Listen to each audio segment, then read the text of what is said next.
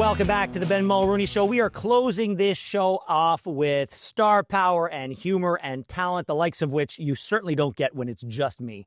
Please welcome to the show Whitney Cummings. She is one of the great stand-up comics working in the world right now, and she's going to be on her big baby North American tour, that's going to bring her to Toronto on October 3rd at the Elgin and Winter Garden Theaters. Whitney, welcome to the show. Thanks for having me. Yeah, I'm going to be doing 2 shows. I can't believe that you guys are paying money to see an American talk. Are you in the Winter Garden or are you in the Elgin? Because I do. Have you ever been there? Ben, can you Google this, please? No. Let me tell you, you're going to love it. And so it's one of the few theaters in North America that are stacked. There's one on top of the other. And the one on the top is the Winter Garden Theater. It's one of the most beautiful theaters you've ever seen. The entire ceiling looks like you're in an enchanted garden. And it was closed for 60 years. For 60 years, they just shut it down. No one saw it. And about 30 years ago, 25 years ago, they opened it up again. If you're in the Elgin, ask for a tour of the Winter Garden. You've never seen a theater like this in your life. Oh, wow. That's so Canada. That's to have a beautiful comedy theater. As you hear filthy things coming out of someone's mouth, you could with the gorgeous flora. Yes, I will look into that because I think last time I played like a symphony hall that was also stunning. I mean, look, comedy in Canada is, in all seriousness, the fans are amazing. I just did the Great Outdoors Comedy Festival. We went to Halifax, Winnipeg, Vancouver, Calgary, and I learned a lot. I didn't know that Winnie the Pooh is from Winnipeg. Yes, exactly. Yeah, it was a British soldier. I guess he was allowed to adopt a bear. I guess you're allowed doing that. He adopted a bear, named it Winnie. But I also, now that I have a kid, I look at kids' books very differently than I used to. I used to think Winnie the Pooh was the cutest thing on the planet. Now I'm like, why is this bear taking a boy into the woods and the bear's not wearing pants? Yeah. Can we put pants on the bear? And I've been thinking that and talking about it. And I was in Winnipeg and I was like, is this where you guys print it? Can we just put pants on the bear? Maybe move the shirt, add pants. Yep. And we just do like an update. You know how they like did of the Land O'Lakes butter? Correct. They used to have exactly. Yeah. A little modesty wouldn't hurt that bear a little bit, I think. And then when I was in, I think 2 years ago, I was in Prince Edward Island, and that's where Anne of Green Gables was written. And I refreshed my memory on, it's about a brother and a sister who adopt a teenage girl. Yeah. Well, my favorite though is because you know that the Japanese love Anne of Green Gables. Do you know this?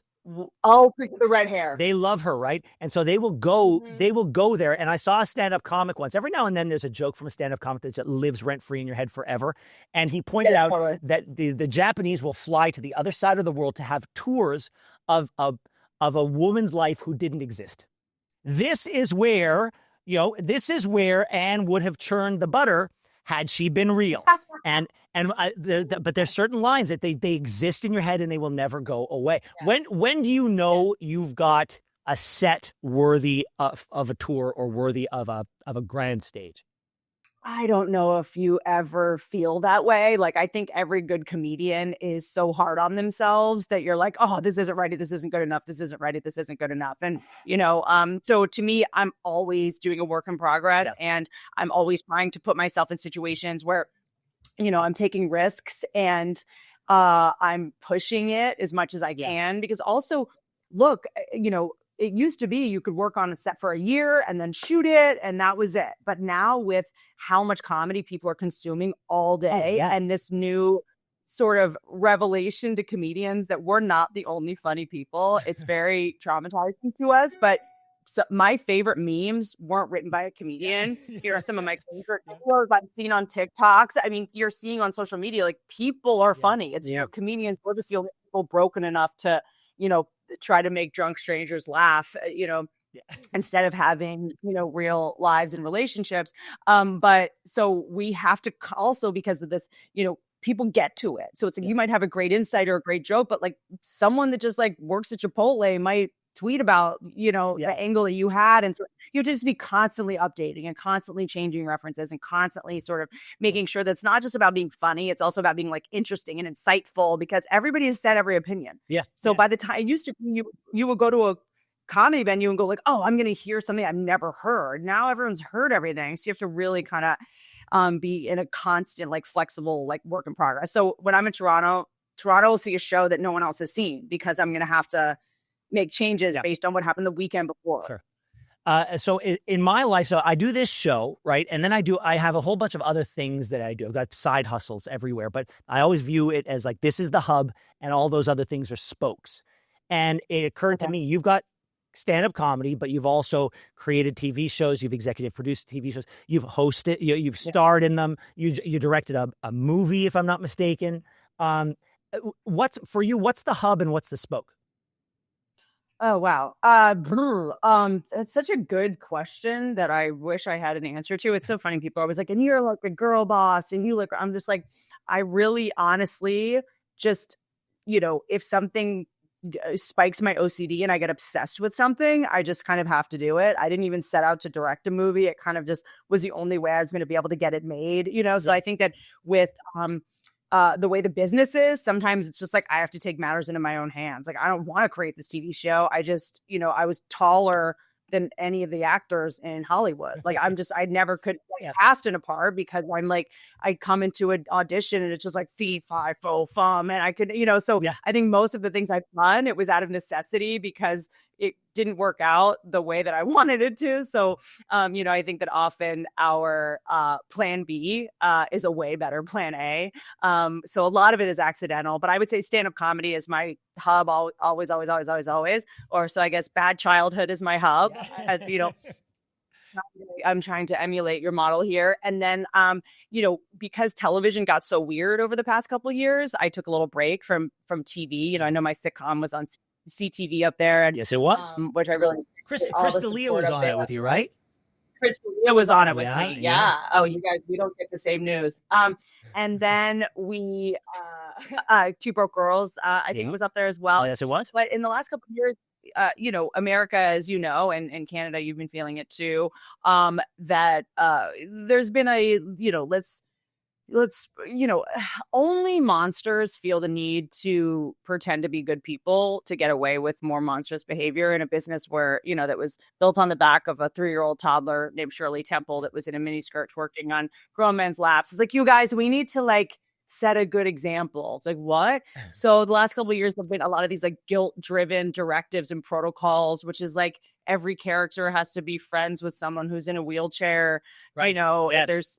It's like if there's not a wheelchair ramp in the strip club, we can't shoot the scene. We need one of the strippers in the scene to be handicapable. And I just was like, I'm not gonna try to make comedy under these sort of new fake rules that are just because you guys couldn't control yourselves and are bad people, and we're pretending that this person that doesn't this Chinese teenager is best friends with an exchange student from Somalia. Like, what? Stop it!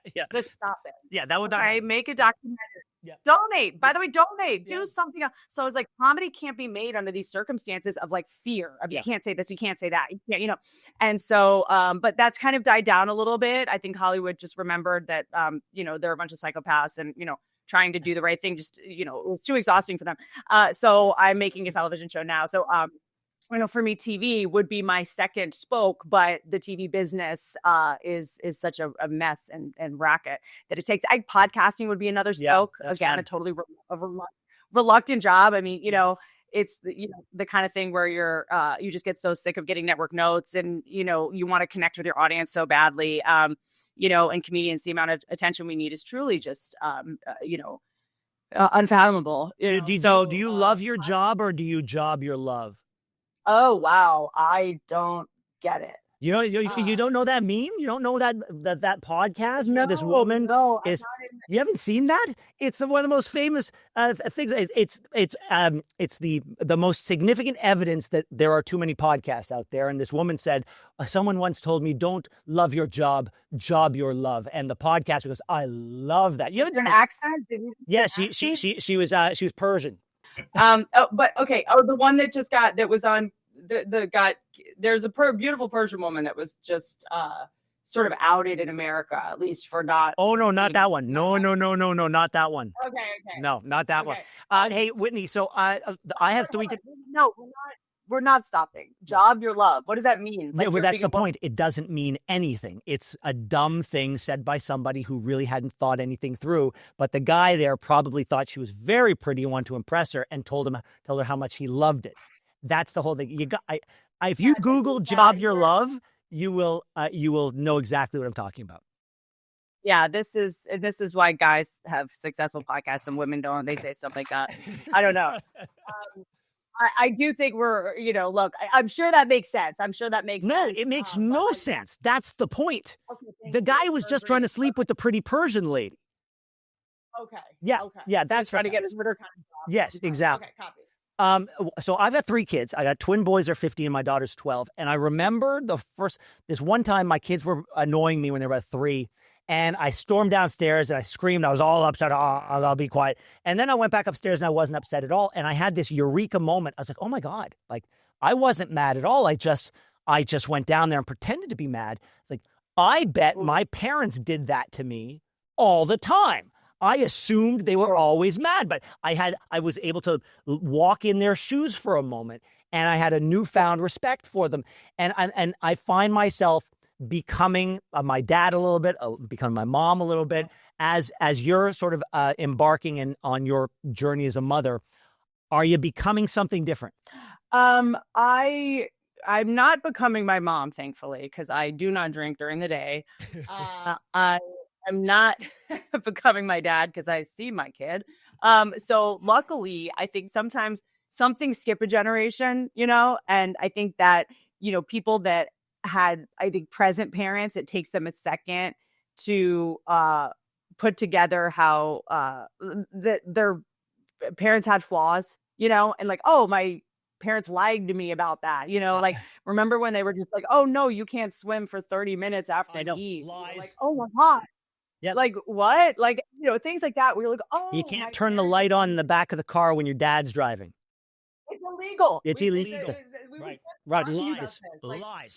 Ice cream truck plays music when it's out of ice cream, like all these things. Yeah. And you go crap and you're like, wait, I'm an adult now. I'm a parent now. They just wanted me to shut up. Yeah. And I think that when you didn't have present parents, then you kind of, as you get older, you're kind of like, you know what? They had more good qualities than I.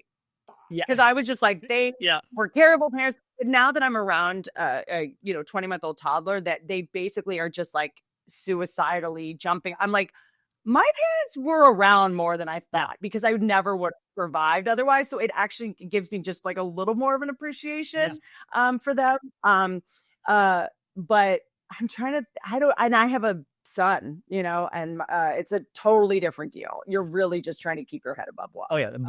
Boys are binary. It's a 1 or a 0. Girls are every shade of gray. It's nuance and confusion and riddles and the joke that lives rent free in my head is that Louis C.K. one about how boys and girls like boys will damage your stuff and girls will damage your psyche. Yes. Like a boy will just trash all your stuff, and then he has 2 daughters also, and one of the daughters was like, my Barbie doll's head came off, so can you rip the head off my sister's Barbie doll so we're even? And like, I did it.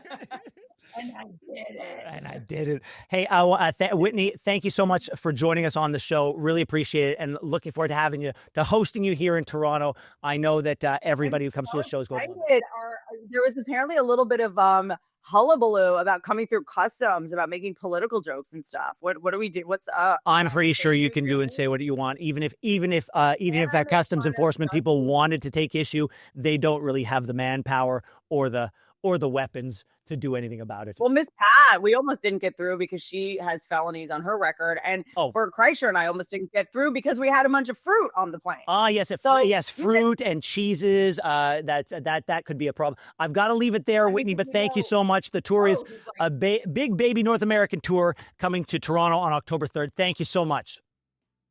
Hey, see you soon. Thanks so much for watching the show. Now, if you enjoyed what you saw, hit that subscribe button so you never miss another episode of The Ben Mulroney Show.